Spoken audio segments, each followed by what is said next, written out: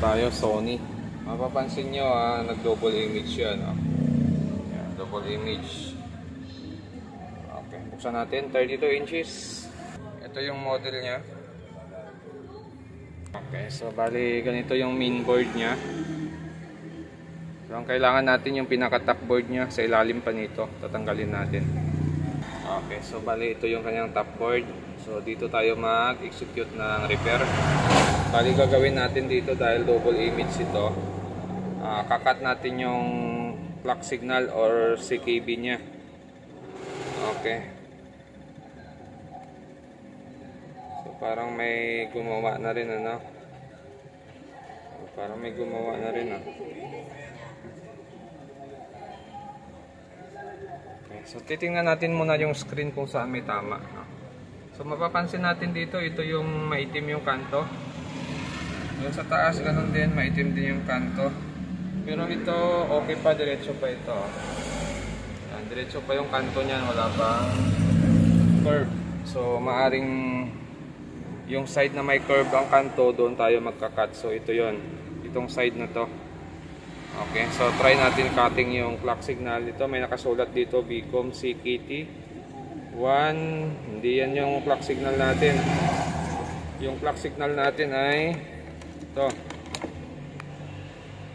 Itong magkatabi. Yan, isa. Yung may butas lang ito, isa, dalawa, tatlo, apat. Bali, apat na clock yan. Dito, ganun din yan dito. So, saan ba nakalagay yung data nito? Yan, dito sa dulo nakalagay yung data niya. Yan, tester nyo na lang para makuha nyo kung saan siya nakatutok dito. Tapos, ganun din dito. Pag hindi nyo kabisado, Okay, kakat natin yung apat na yan. Okay, so bali ito yung clock signal natin. Yan. Kakat natin tong apat. Ito. Sa dalawa, tatlo, apat. Cut natin yan. Try natin kung mawawala yung double image nito. Pag hindi nawala, babalik natin yan ulit.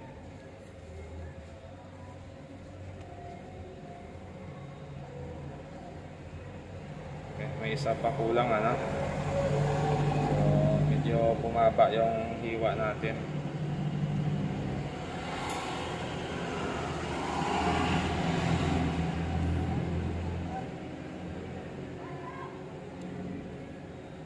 Okay, so nakat na natin apat sa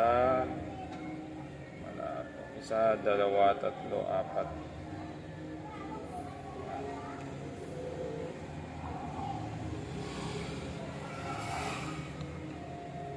Tingnan natin kung nag-normal. Okay.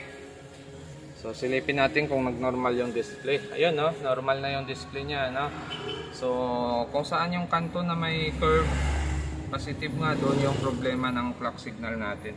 So nung nakat natin yun ay gumanda ulit yung screen niya. Yun. Pero yung mga ganitong problema minsan tumatagal, minsan naman hindi. Depende pa rin sa damage ng glass natin. Kasi sira na yung glass niyan Kumbaga ginagawan lang natin ang paraan para magka-display ulit at mag-normal yung display niya. Pero depende sa damage ng glass kung tatagal pa yung unit or hindi na. Okay, so ito na, Sony. Final test tayo. Saksak ko lang. Yan, nag-green na siya. Okay, lumabas na si Sony. Yan. So mapapansin nyo ay normal na yung display niya, Hindi na siya double image. Okay. So hanggang dito na lang yung video natin. At kung bago lang kayo sa aking channel, huwag kalimutan mag-subscribe. Sa susunod ulit natin na video.